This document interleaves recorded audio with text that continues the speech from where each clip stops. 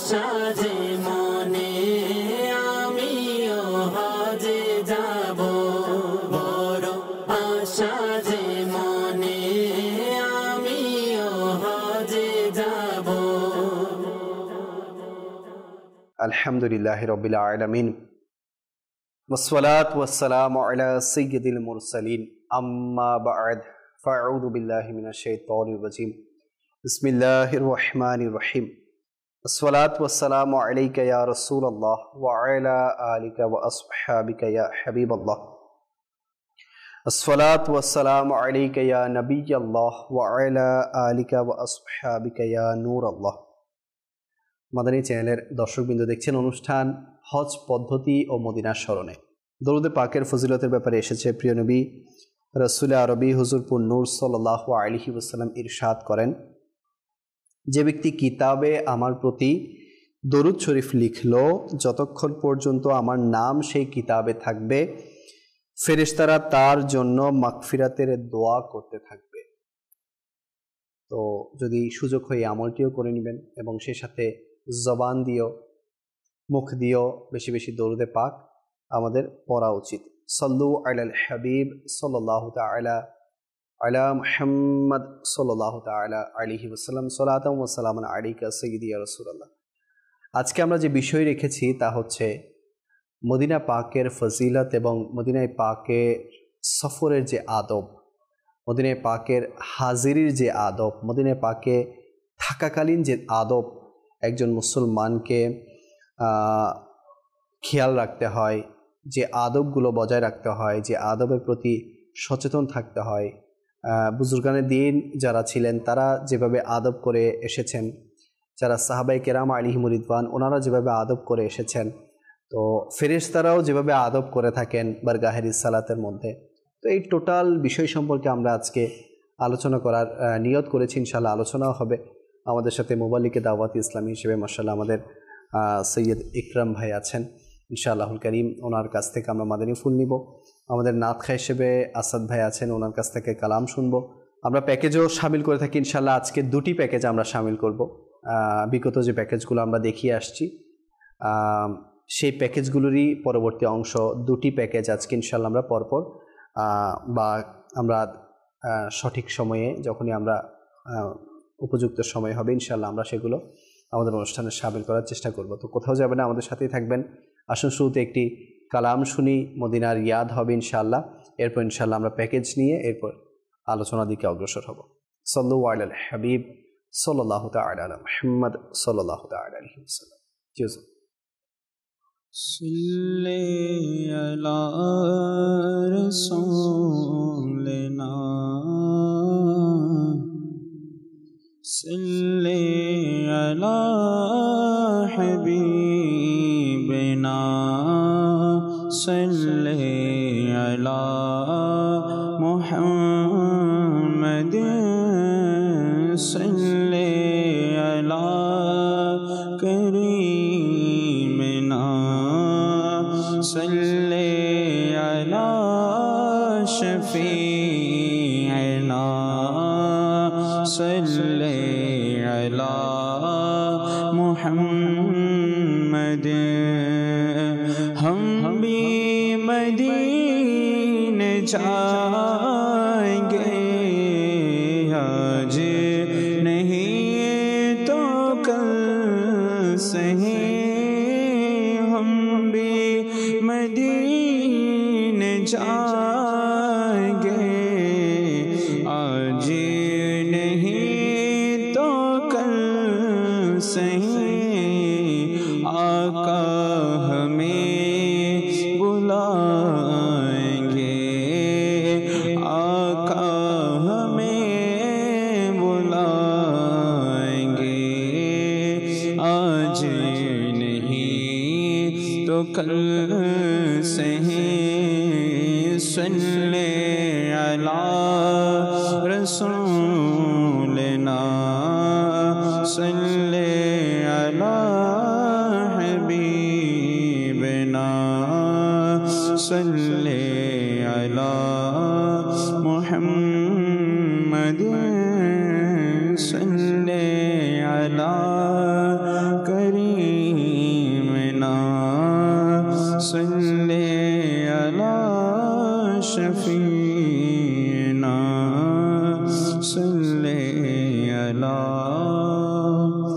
محمد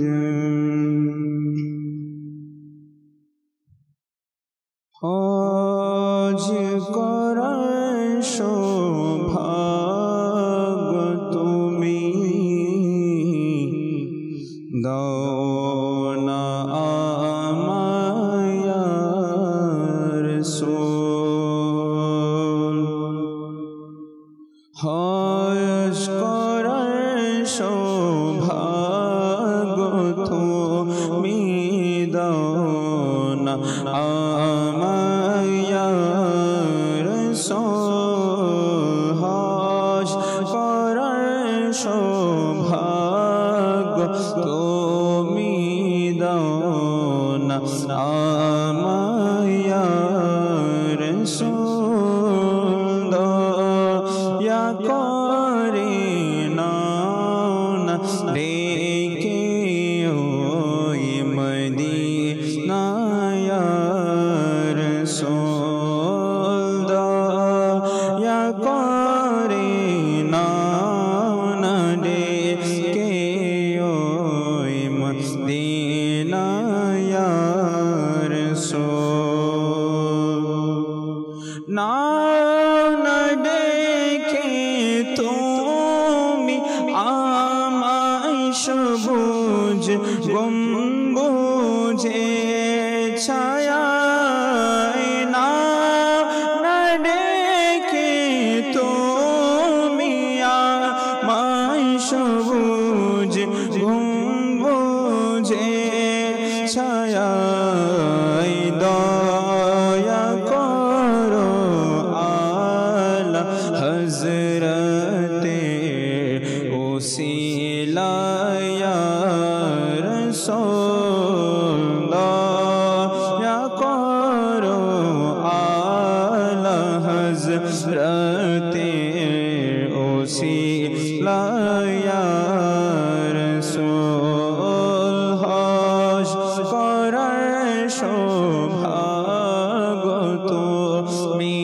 দাও না আমায় ইয়া রাসূল ভাগ্যে যদি না থাকে মোর ওই মদিনার হাজিরি ভাগ্যে যদি না থাকে মোর ওই মদিনার হাজিরি তো মারই বিরহ যে সদা কাঁদায়া রাসূল তো মারই বিরহ যে সদা কাঁদায়া রাসূল হজ করার সৌভাগ্য তুমি দাও না আমায় ইয়া রাসূল এই দুনিয়ার ভালোবাসা দাও মুছে হৃদয় থেকে এই দুনিয়ার ভালোবাসা দাও মুছে হৃদয় থেকে তোমারই প্রেম বিরহ দাও তুমি আমায় ইয়া রাসূল তোমারই প্রেম বিরহ দাও তুমি আমায় ইয়া রাসূল চলছে ছোটে হজ কাফেলা দল বেঁধে হজে তরে চলছে ছোটে হজ কাফেলা দল বেঁধে হজে তরে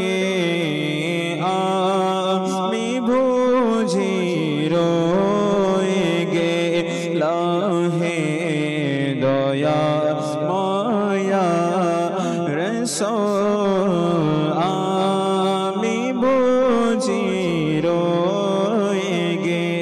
লাহে দয়াময় রাসূল দোহাই দিলাম সিদ্দিক ওমর উসমান হযরত আলী দোহাই দিলাম সিদ্দিক ওমর উসমান ও হযরত আলী মদিনা নবীর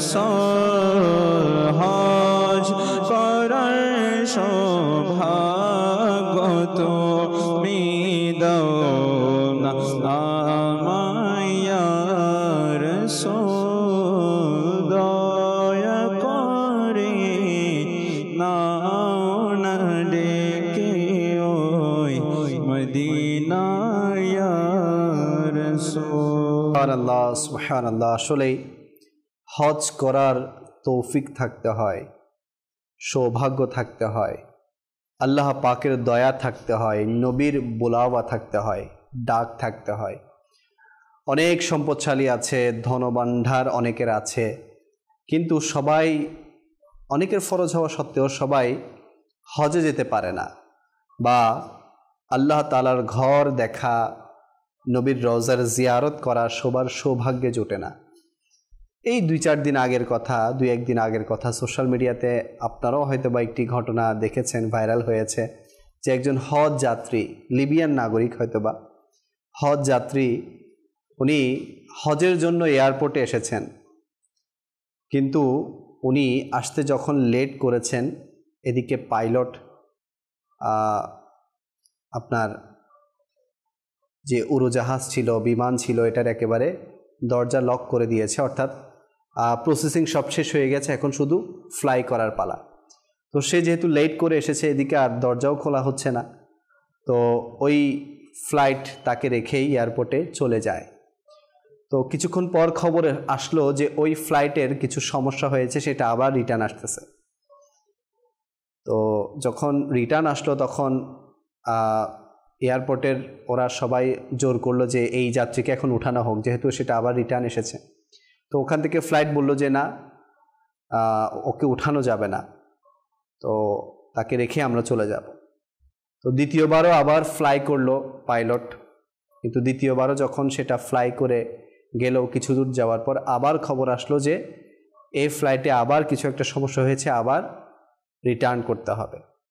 তো রিটার্ন হলো, রিটার্ন হওয়ার পর আবার যে সমস্যা ছিল সেই সমস্যাটা সমাধান করা হলো।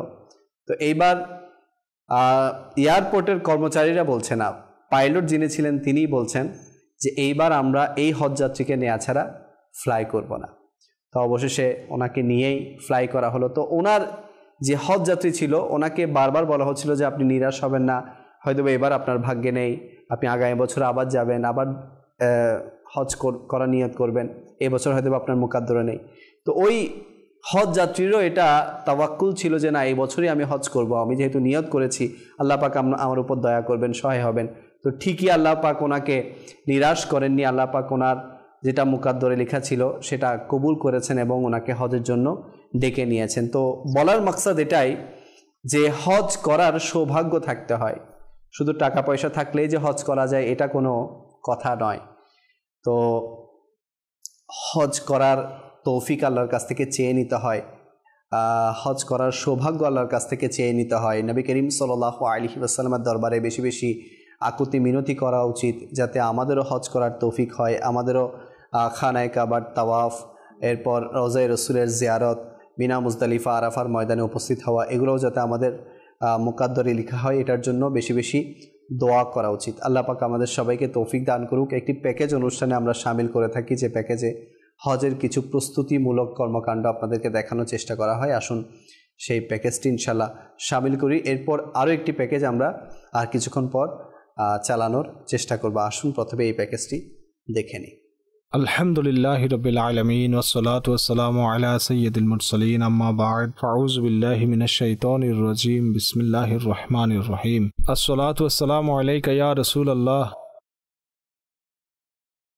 ওয়া আলা আলিকা ওয়া আসহাবিকা ইয়া হাবিবাল্লাহ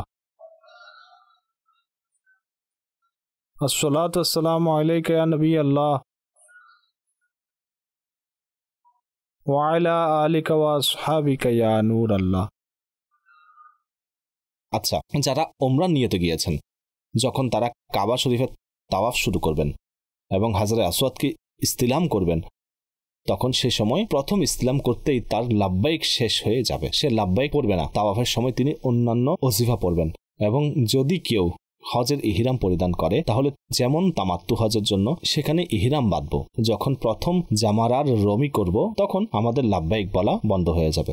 এখন প্রিয় ইসলামী ভাইরা, হজে ইহরামে কিছু বিষয় হারাম, যা করা যাবে না। কিছু মাসালা তো আমি বলে দিয়েছি, ইনশাআল্লাহ রফিকুল হারামাইনে ইহরামের মাকরু সমূহ এবং হারাম জিনিস জানতে পারবেন। তবে মহিলারা, যেসব নারীরা আছেন, পুরুষ এবং নারীদের ইহরামে কিছুটা পার্থক্য আছে। নারীরা সেলাইযুক্ত পোশাক পরতে পারবেন, যেভাবে নরমাল তারা ঘরোয়া পোশাক পরিধান করেন। পর্দা সম্বলিত সেসব পোশাক পরবেন। হাতের মোজা, পায়ের মোজাও তারা পরতে পারবেন, শুধুমাত্র একটি ব্যতীত, তারা নিজের চেহারা ঢাকবে না, তারা নিজের চেহারা খোলা রাখবেন, বাকিগুলো নরমাল পরিধান করবেন। কিছু জায়গায় ইহরামের পোশাক বলে বিক্রি হয়, এটি ইহরামের স্কার্ফ, এর কোনো হাকিকত নেই। পড়তে চাইলে ঠিক আছে, নরমাল কাপড় পরবেন, বা ইসলামী ভনগণ বোরকা পরবেন। উদাহরণস্বরূপ যদি তারা সেটাই পরিধান করেন, তাহলে সেটাই তাদের ইহরামের নিয়তে তা পরিধান করা জায়েজ হবে। আচ্ছা, ইহরাম অবস্থায় স্বামী এবং স্ত্রী যেই বিষয় আছে তারও নিষেধাজ্ঞা আছে। এক্ষেত্রে আমাদেরকে অনেক বেশি সতর্ক থাকতে হবে। আচ্ছা, এখন এরপরে যখন আপনি মক্কা শরীফে পৌঁছবেন, এখন আপনি একটু চিন্তা করুন। নর্মালি এটি হয় বান্দার ঘর থেকে কয়েক ঘন্টা আগেই বের হয়, অথবা কয়েক ঘন্টার ফ্লাইট। জেদ্দা এয়ারপোর্টেও কিছু টাইম লাগে, জেদ্দা থেকে মক্কা পৌঁছাতে টাইম লাগে। কখনো কখনো যদি ক্যালকুলেট করেন 18-20 ঘন্টা সময় চলে যায় ঘর থেকে বের হওয়ার পর, তখন সর্বোচ্চ ক্লান্তি থাকে। কিন্তু শুরুতেই আমি একটি কথা বলছিলাম, কিছু মানুষ এই টেনশনে থাকে যে ইহরাম কখন খুলবো।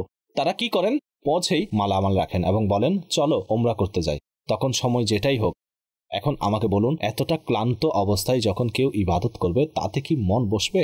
তার মধ্যে খুশু আসবে? আমরা তো অনেক ভেবে গিয়েছিলাম কাবা দেখে কেঁদে কেঁদে দোয়া করতে হবে, প্রথম দৃষ্টিতেই আমাকে চাইতে হবে, অতঃপর তাওয়াফের দোয়া করব, এরপর আমি মকামে ইব্রাহিমে দোয়া করব, এরপর মুলতাজামে দোয়া করব, এরপর সাফা মারওয়াতে দোয়া করব। যদি ঘুমের প্রাধান্য থাকে, ক্লান্তির ফলে অবস্থা খারাপ হয়, তাহলে কি দোয়া করব, কিভাবে অশ্রু আসবে? আমি আপনাদেরকে একটি অদ্ভুত ঘটনা বলছি। মুফতি সাহেব উপস্থিত আছেন। আমার একজনের সাথে দেখা হয়েছিল। বলেন যে আমি তাওয়াফ করতে করতে ঘুমিয়ে পড়েছি। এখন সে কিভাবে বুঝবে যে আমার কত চক্কর হয়েছে? এই লোকটি কতটা ক্লান্ত ছিলেন যে হাঁটতে হাঁটতেই তিনি ঘুমিয়ে গেছেন। প্রবলেম হলো আমাদের এত তাড়াহুড়া না করা উচিত। আমার পরামর্শ এটাই, আপনারা মক্কা শরীফে পৌঁছলেন এবং পৌঁছে আপনারা যে হোটেলে আছেন স্পষ্টই আপনার এজেন্সি কর্তৃপক্ষ আপনাকে রুম দিয়েছে, তাই সর্বপ্রথম নামাজের টাইম হলে নামাজ পড়ে নিন, অন্যথায় ঘুমিয়ে যান। আপনি যতটা ক্লান্তি দূর করবেন, ক্ষুধা লেগেছে খাবার খেয়ে নিন, চায়ের অভ্যাস থাকলে চা পান করে নিন, পান জর্দা খাবেন না, ঠিক আছে? সুগন্ধিময় জিনিস থেকে বাঁচতে হবে। বাকি চা খেতে চাইলে খেয়ে নেবেন, কিংবা ধরুন আপনি ফ্রেশ হয়ে নিলেন, অথবা আপনার খুশু খুশুতে যেসব জিনিস বাধা হতে পারে তা থেকে আপনি নিজেকে মুক্ত করে নিন। এখন যাকে বলে ফ্রেশ হয়ে এখন যেতে হবে হারাম শরীফে, কাবা শরীফের জিয়ারতে। তখন আপনি যেই প্রশান্তি লাভ করবেন, ইনশাআল্লাহ আমাদেরকেও দোয়া দিবেন। তাই এরকম তাড়াহুড়া করবেন না। তাড়াহুড়া কেন করে? ইহরাম খুলতে হবে। যখন আপনি ইহরাম ফ্রেন্ডলি হয়ে যাবেন, ইহরাম নিয়ে আপনার কোনো প্রবলেমই হবে না, ইহরাম নিয়েই ঘুমিয়ে পড়ুন, ঠিক আছে? আচ্ছা, এখন আপনাকে কাবা শরীফের দিকে যেতে হবে। তখন আপনি প্রথমে এই কাজ অবশ্যই করবেন, আপনার হোটেল থেকে কার্ড নিয়ে নেবেন। অনেক মানুষ প্রথমবার জিয়ারতে যায়, পুনরায় হোটেলে ফিরে আসা তাদের জন্য কঠিন হয়ে যায়, কেননা প্রথম দিন ছিল, রাস্তা চেনা নেই, এখন বেচারা পেরেশান, হোটেলের কার্ডও নেয়নি। কর্তৃপক্ষকে বলুন আপনাদের কার্ড দিন, পেছনে অ্যাড্রেসও লেখা থাকবে। পরিবারের অন্যান্য সদস্য থাকে, সবাইকে আলাদাভাবে কার্ড দিন। আপনি কোথাও হারিয়ে যেতে পারেন, প্রথম কাজ। এরপর আপনি যখন হারাম শরীফের দিকে যাবেন, তখন এই মনোভাব তৈরি করুন যে আমি আল্লাহর ঘরের নিকট যাচ্ছি, আমি মালিকে করিমের ঘরের দিকে যাচ্ছি। খুবই আবেগের সাথে আপনাকে সফর করতে হবে। নিজের গুনাহ স্মরণ করুন, লাব্বাইক পাঠ করুন, লজ্জায় মস্তক অবনত করুন। এক অপরাধী রবের দরবারে উপস্থিত হতে চলেছে। আজ আমি করিমের দরবারে যাচ্ছি, আজ আমি রহিমের দরবারে যাচ্ছি। কখনো গুনাহ মনে পড়লে হাঁটা স্লো হয়ে যাক, কখনো আল্লাহর রহমত মনে পড়লে আরো দ্রুত গতিতে হাঁটুন, যে আমি দয়াময়ের দরবারে যাচ্ছি। जो हैबत से रुके मुजरिम तो रहमत ने कहा बढ़कर चले आओ ये घर रहमान का घर है। जो हैबत से रुके मुजरिम तो रहमत ने कहा बढ़कर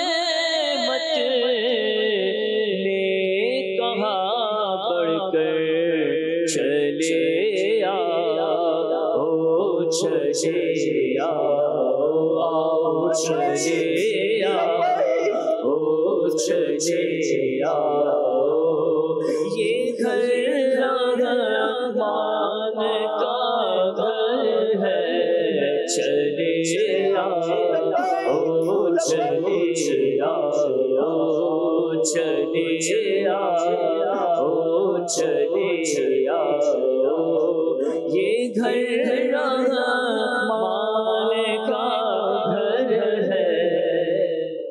মস্তক ঝুঁকিয়ে হারাম শরীফের দিকে আপনি যাচ্ছেন।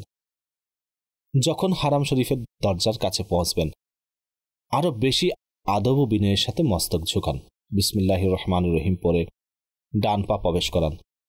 ইতিকাফের নিয়ত করে নিন। এখন তো এখানে একটি নেকি 1,00,000 নেকির সমতুল্য। আর মসজিদে প্রবেশ করার দোয়াও পড়ে নিন, আল্লাহুম্মা আফতাহ লি আবওয়াবা রাহমাতিকা। হে আল্লাহ, আমার উপর রহমতের দরজা খুলে দাও। আজ তো রহিম করিমের দরবারে এসেছি।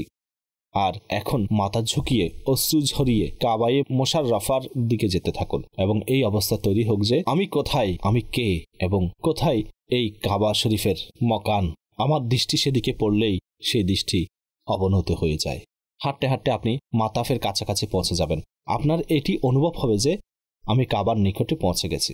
আর এখন অশ্রুসিক্ত নয়নে দরুদে পাক পড়তে পড়তে কাবা শরীফের জিয়ারত করুন।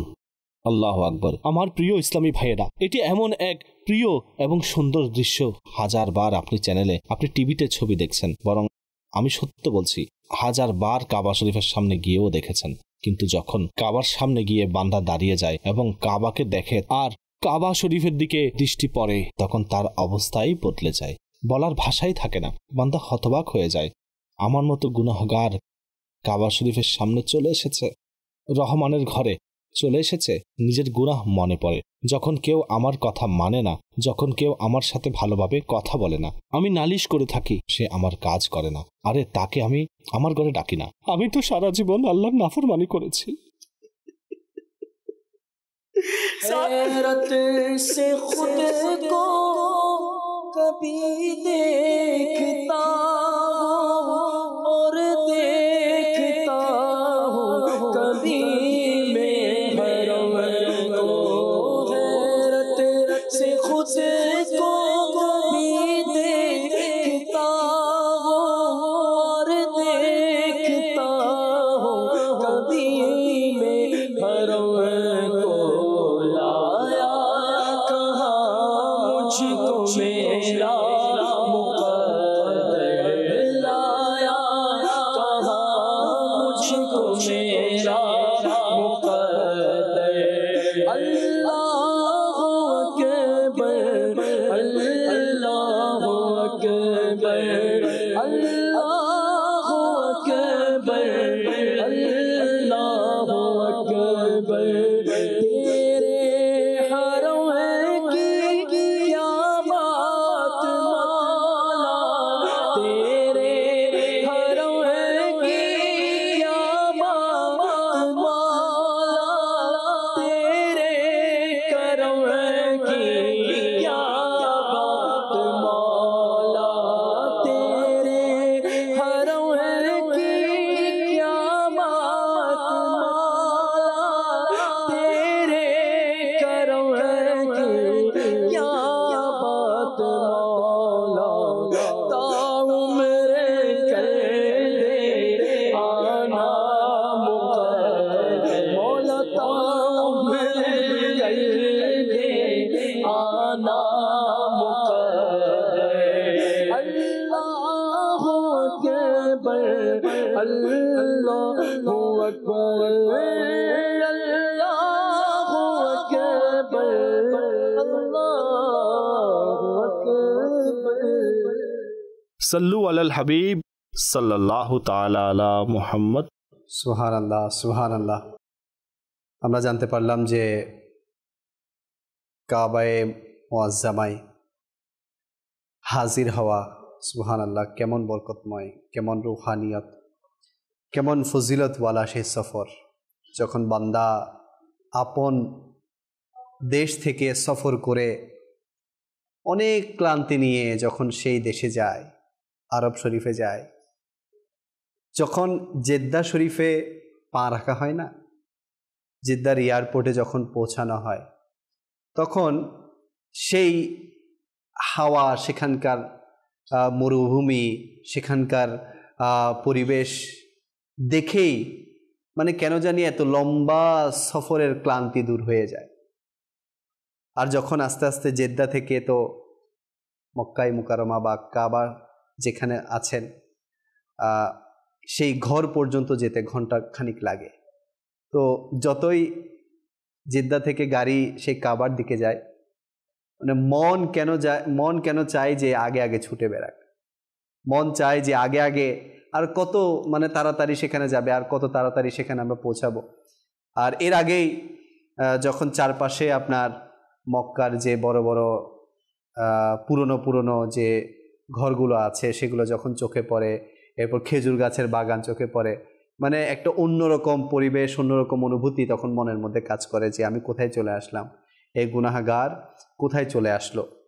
এরপর যখন আমরা হোটেলে পৌঁছাই বা যখন হাজিরা হোটেলে পৌঁছাই, তো হোটেলে পৌঁছিয়েও মানে এত লম্বা সফরের ক্লান্তি, এরপরও সে চিন্তায় থাকে যে কখন কাবা ঘর দেখবো, কখন কাবা ঘর দেখবো। অথচ হোটেল থেকে কাবা ঘর কিছুটাই দূরত্ব থাকে, কয়েক মিনিটের হাঁটার দূরত্ব। এরপরও তর্স হয় না যে কখন যাব। তো যখন সেই ওমরার জন্য রওনা হতে হয়, সে কাবা ঘরের দিকে রওনা হতে হয়, তখন মানে ভয়ও কাজ করে, আনন্দও কাজ করে, খুশিও কাজ করে, এরপর অনেক ধরনের ফিলিংস, মিশ্র ফিলিংস সেখানে কাজ করে। আর বান্দা যখন প্রথম দৃষ্টি দিয়ে দেয় কাবা শরীফের দিকে, তখন তো তার কারিনাই পরিবর্তন হয়ে যায়, তার অবস্থাই পরিবর্তন হয়ে যায়, তার ফিলিংস পরিবর্তন হয়ে যায়, তার চোখ দিয়ে পানি অঝরে বইতে থাকে। তো মাশাআল্লাহ, এখানে প্যাকেজের মাধ্যমেও আব্দুল হাবিব ভাই খুব সুন্দরভাবে আলোচনা করেছেন এবং বলে তাওয়াফের বিষয়ে কিছু আমাদেরকে সতর্কতা দিয়েছেন, এহরামের বিষয়ে কিছু সতর্কতা দিয়েছেন।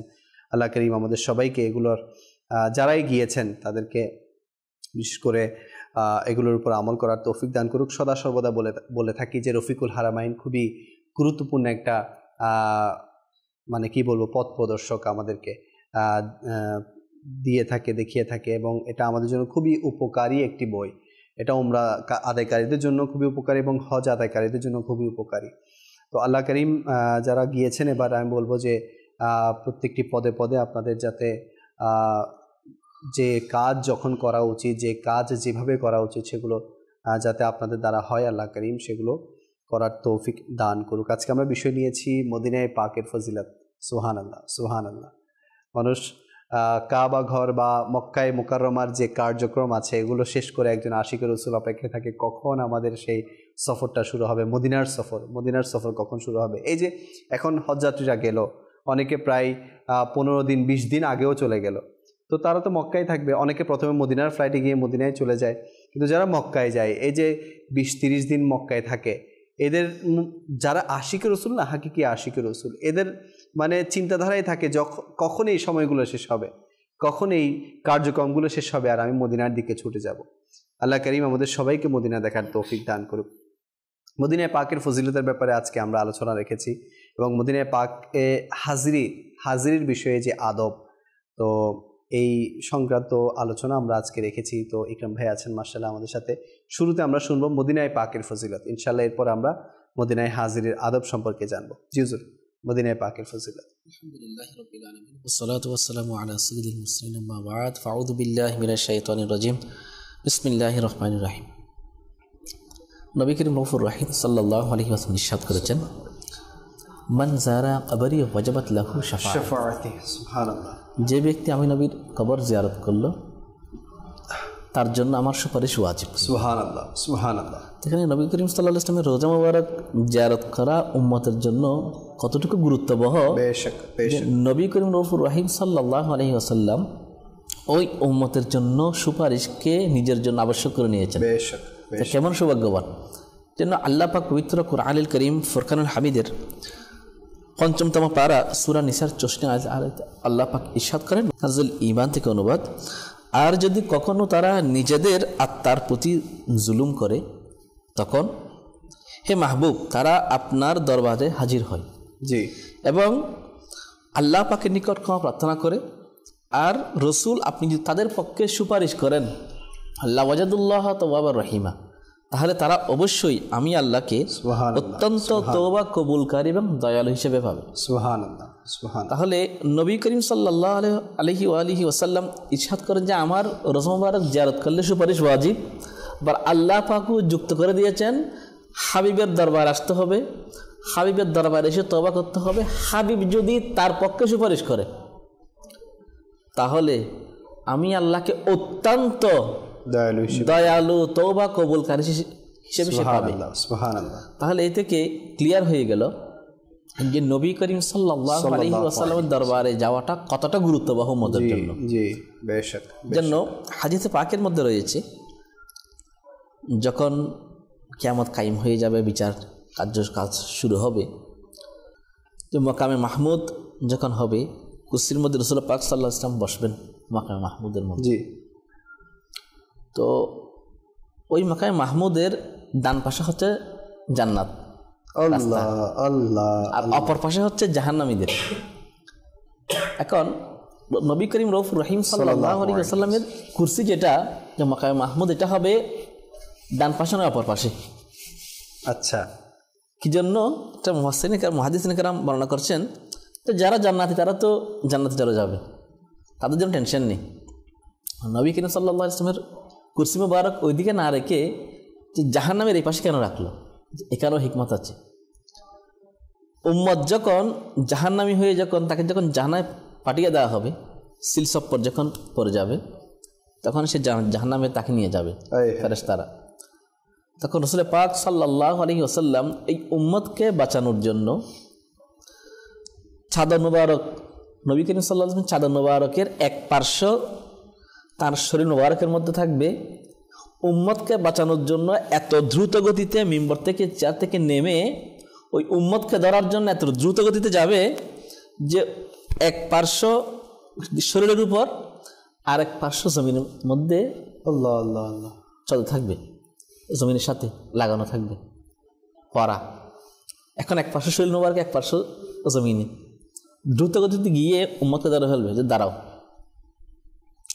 তখন ফেরেশতারা বলবে যে ইয়া রাসূলুল্লাহ, তার জন্য জাহান্নাম আবশ্যক হয়ে গিয়েছে, যে একটু দাঁড়াও, তার আমল নামাটা আর একটু পাল্লায় তুলো।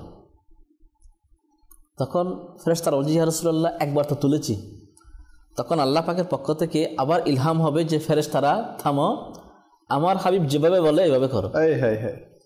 তখন ওরা আবার পুনরায় আসবেন বাটখারার কাছে, মিজানের পাল্লায় এসে আবার ওই উম্মতের গুনাহগুলা রাখা হবে, নেকিগুলো রাখা হবে। এখন গুনার পাল্লা ভারী হয়ে উপরে উঠে আসবে। তখন নবী করিম সাল্লাল্লাহু আলাইহি ওয়াসাল্লাম এই পকেট মোবারক থেকে হাত দিয়ে কাপড় মধ্যে কি যেন বের করে ওই পাল্লার মধ্যে রাখবেন।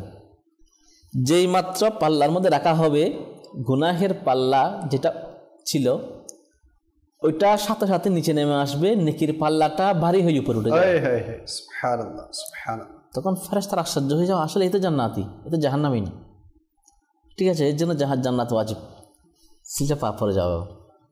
এখন ওই উম্মত চিন্তা করবে যে ইনি কে, যিনি আমাকে বাঁচিয়েছেন। তখন নবী করিম সাল্লাল্লাহু আলাইহি ওয়াসাল্লাম তখন প্রকাশ করবে যে আমি কে। তখন বলছি ইয়া রাসূলুল্লাহ, এখন আপনি দিয়েছেনটা কি এখানে?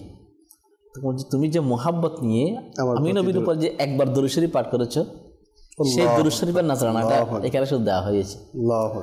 তাহলে যেখানে দরুদ শরীফের নাজরানা যদি পেশ করার কারণে যদি জাহান্নাম থেকে জান্নাতি হয়ে যায়, তো যার জন্য রাসূল সুপারিশ করবেন তার ধরনটা কেমন? সুবহানাল্লাহ, সুবহানাল্লাহ। এই জন্যই তো শায়ের বলেন না যে मैं करके सितम अपनी जान पर कुरान से जाओ का सुनकर हाजिर हूँ बड़ा शर्मिंदा सा সরকার তাওয়াজ্জু ফরমায়। আসলে হুজুর যেটা বলেছেন কোরআনে পাকের আয়াতে এটা বলা হচ্ছে যে আমরা যদি কখনো নিজের নফসের উপর জুলুম করি, আমরা যাতে আল্লাহ রসুলের দরবারে গিয়ে ক্ষমা প্রার্থনা করি, ওনার উসিলা দিয়ে ক্ষমা প্রার্থনা করি, আল্লাহ পাক তার জন্যই দয়ালু হবে, তওবা কবুলকারী হিসেবে হবে, যার জন্য নবী পাক কি হবে সুপারিশ করবে। তো আমরা কেন যাব না? অনেকে মদিনায় পাকে যেতে চায় না, আল্লাহ তাআলার পানা। অনেকে যেতে চায় না, বলে সেখানে কি, সেখানে কিছু নাই, যা আছে মক্কায়। তো শায়ের তো এটাও বলেন যে কাবা তো দেখ চুকে, কাবে কা কাবা হ্যাঁ লিখিত কালাম। তো এই যে আমরা কাবা তো ঠিক আছে, এটা একটা আছে বিধান হুকুমের জন্য এখানে যেতে হয়, কিন্তু কাবা তো মদিনায় পাকে। যিনি না আসলে কাবাও আসতো না, যিনি না হলে কাবাও হতো না, যিনি না আসলে হজও হতো না। তো ওনাকে যদি আমরা দেখতে না যাই, খানে কাবার মধ্যে হাজার আসওয়াদ আছে। জি, তো ফারুক আজম রাদিয়াল্লাহু তাআলা তিনি হাজার আসওয়াদকে লক্ষ্য করে বলতে লাগলেন যে হাজার আসওয়াদ, আল্লাহু আকবার, তুমি তো একটা পাথর মাত্র। জি, তোমাদের ওইরকম কোনো বৈশিষ্ট্য নেই যে তোমার প্রতি মানুষ আসবে এত কিছু করবে। আল্লাহ আল্লাহ, তোমাকে চুমু দেওয়ার উদ্দেশ্য একটাই, তুমি হাজার আসওয়াদকে আমার নবী চুমু দিয়েছে, সেজন্য তোমাকে কি দিচ্ছি, চুমু দিচ্ছি। এই জন্য আমার নবী সাথে করেছেন হাজার আসওয়াদ কালকে কিয়ামতের ময়দানে সুপারিশ করবেন। সুবহানাল্লাহ, সুবহানাল্লাহ। হাজার আসওয়াদের একটা জিহ্বা থাকবে যেটা দিয়ে সে কথা বলবে। তো এই জন্য আশিক নবী বলেন, যখন এই আয়াতের মিজদাকে বলতে লাগলেন, মানুষ যখন মক্কা শরীফ থেকে যখন মদিনায় রওনা হবে বিদায়ী তাওয়াফ করে, তখন হাজার আসওয়াদ তাদেরকে লক্ষ্য করে বলে যে তোমরা তো নবীর দরবারে গিয়ে আমার নবীকে ওসিলা মেনে, ইয়া আইয়ুহাল্লাযীনা আমানু তাকুল্লাহ ওয়াবতাগু ইলাইহিল ওয়াসিলা, হে ঈমান তোমরা আল্লাহ পক্ষে ভয় করো এবং তাঁর দরবারে ওসিলা তালাশ করো। তো তোমরা তো আমার নবীর দরবারে গিয়ে ওসিলা প্রার্থনা করে তোমাদের কালো অন্তরটাকে তো তোমরা সাদা করে ফেলবে, জি, গুনাহগুলো মোচন হয়ে যাবে। তো আমি হাজার আসওয়াদকে একটু নিয়ে যাও না, আমারও ইচ্ছা আছে একটু নবীর দরবারে গিয়ে আমি হাজার আসওয়াদ একটু সুফাইত পাথর হয়ে যায়। সুফাইত তো সাদা, এটা তো ছিলই আগে সাদা, এটা আগে সাদা ছিল, এটা সাদা থেকে একটা আসওয়াদ, এটা কালো হয়ে গিয়েছে, রং পরিবর্তন হয়ে গিয়েছে গুনাহগুলো টানার কারণে। কিন্তু কাল কিয়ামতের ময়দানে একটা সুফাইত থাকবে, একটা কালো থাকবে না, কালো থাকবে না। তো যেখানে স্বয়ং হাজার আসওয়াদ পর্যন্ত আশা করতে লাগলো যে নবীর দরবারে গিয়ে কালো রংটা পরিবর্তন করে সাদা হয়ে যাবে, একটা পাথরের যদি এমন ইচ্ছা থাকে, আমরা তো পাথরের চেয়ে অধম হয়ে গিয়েছি, আমরা এখানে যেতে চাচ্ছি না। আসলে যে হাজরে আসওয়াদকে চুমু খেয়ে খেয়ে মানুষ মনে করছে যে তার গুনাহ মোচন হচ্ছে আস্তে আস্তে, বা তার কলবের মধ্যে যে যত ধরনের নাপাকি আছে, চিন্তাধারা আছে, যার জিসমের মধ্যে যত নাপাকি আছে, চিন্তাধারা আছে, তার নামায় আমালের মধ্যে যত গুনাহ আছে, সে চিন্তা করছে সেখানে কত হুড়িমুড়ি খেয়ে যে হাজরে আসওয়াদকে চুমু দিতে চাচ্ছে। কেন? ওই যে ওইটার জন্য যে আসওয়াদের চুমু খেলেই তো গুনাহ মাফ হয়ে যায়, গুনাহ টেনে নেওয়া হয়। তো আমরা একটা সামান্য পাথরকে যদি এত বেশি মায়া মহব্বতে পড়ে যায় নিজের গুনাহ মাফ করার জন্য, আর যেখানে গেলে গ্যারান্টি আছে যে গুনাহ মাফ হবেই হবে, তো সেখানে কেন আমরা যাব না? লক্ষ টাকা খরচ করে আমরা মক্কায় মোকাররমায় যাচ্ছি, আর মদিনায়ে মুনাওয়ারা থেকে আমরা না দেখেই ফিরে আসব, সেখানে জিয়ারত না করেই চলে আসব, তাহলে তো আপনার হজই কবুল হলো না। হ্যাঁ, হজ কবুল হওয়ার পূর্ব শর্তই হচ্ছে নবী পাকের দরবারে হাজির হওয়া, ওনার জিয়ারত করা। তা আমরা কোথায় আছি? আমাদের ধ্যান ধারণা, আমাদের চিন্তাধারা কেমন? আমি অনেক মানুষকে বলতে শুনেছি যে মদিনায় কিছু নাই। হ্যাঁ, গেলে সওয়াব, না গেলে গুনাহ নাই। নবী পাকের এটাও তো ফরমান, যে ব্যক্তি হজ করলো কিন্তু আমার জিয়ারত করলো না, সে আমার উপর জুলুম করলো। অবশ্যই। এবং এটাও রয়েছে, যে ব্যক্তি আমার রওজা জিয়ারত করলো বইয়াকে, সে আমার জীবদ্দশা আমার সাথে সাক্ষাৎ, আমার জীবদ্দশা সাক্ষাৎ করা জাহিরিভাবে যেভাবে সাক্ষাৎ হয় ঠিক ওইভাবে আল্লাহ তো বলে দিয়েছেন, তু জিন্দা হে ওয়াল্লাহ, তু জিন্দা হে ওয়াল্লাহ মেরে চশমে আলম সে ছুপে জানে ওয়ালে। আসলে এটা আসলে ইমানদারের অন্তর লাগবে, ইমানদারের সোচ লাগবে, ইমানদারের মানে চোখ লাগবে, এগুলো বুঝার জন্য, শোনার জন্য, দেখার জন্য। যদি ইমানদার না হয় না, সে কখনোই মদিনা পাকের আদব, মদিনা পাকের ভালোবাসা অন্তরে ধারণ করতে পারবে না। তো এই জন্য আশিকে রসুল হতে হবে এবং আশিকে রসুলদের সাথে সফর করতে হবে। আপনার এই হজের সফর বা ওমরার সফর, এগুলো যদি আশিকদের সাথে হয়, দেখবেন আপনার সফরের রং পরিবর্তন হয়ে যাবে, আপনার সফরের ধরন পরিবর্তন হয়ে যাবে, আপনার প্রতি কদমে কদমে ইশক পাবেন, ইশকের সুগন্ধ পাবেন, ইশকের স্বাদ পাবেন।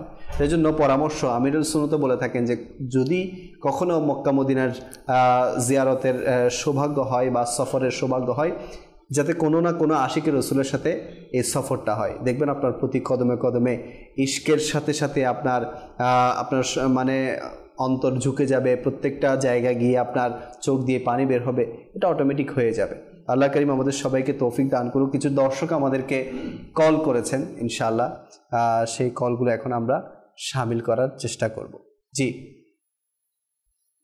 আমার নাম মোহাম্মদ ইব্রাহিম হাওলাদার। আমি চট্টগ্রাম রাঙ্গুনিয়া থেকে সরাসরি অনুষ্ঠান দেখছি। আল্লাহ তাআলা তাদের এই অনুষ্ঠানকে কবুলে মঞ্জুর করবে। আল্লাহ তাআলা তাদেরকে যেন মদিনা দেখায়, আমাদের জন্য দোয়া করে। মাশাআল্লাহ, আপনি খুব সুন্দর দোয়া দিয়েছেন, আল্লাহ যাতে আমাদেরকে মদিনা দেখায়। আমরাও দোয়া করছি আল্লাহ পাক যাতে আপনাকে পুরো পরিবারের সাথে মক্কা এবং মদিনা দেখার তৌফিক দান করে। জি, পরবর্তী কল।